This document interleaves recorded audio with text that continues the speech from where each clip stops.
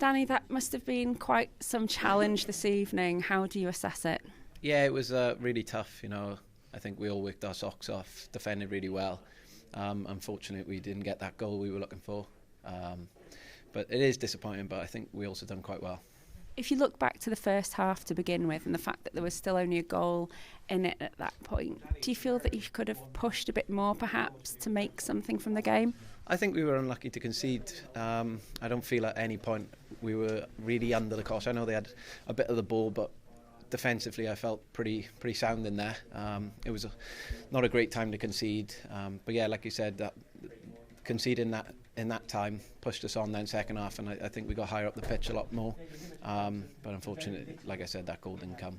What do you think were the areas that perhaps could have just been tweaked a little bit to make the game go more your way, if you like? I think it's just down to us as players. A couple of times we got in good positions and nothing really come of it. But it is tough. We're against good oppositions, but we got to look at ourselves and maybe can we make better decisions in better areas.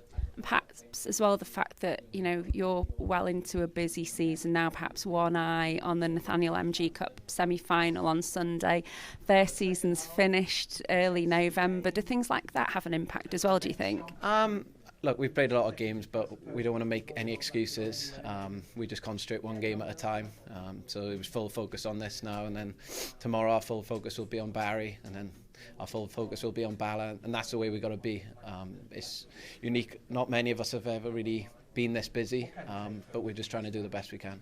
2 games left to play now, the first being against Panathinaikos in a fortnight here in Shrewsbury. They're coming thick and fast, aren't they? Yeah, they are.